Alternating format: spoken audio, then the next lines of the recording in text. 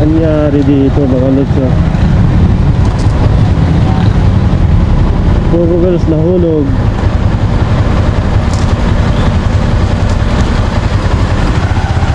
Nahulog eh.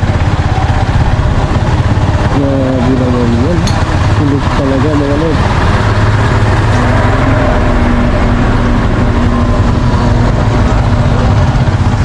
Look.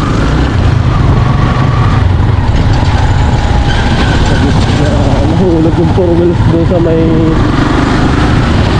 ano na eh, may tubigan na eh. Nangyari doon.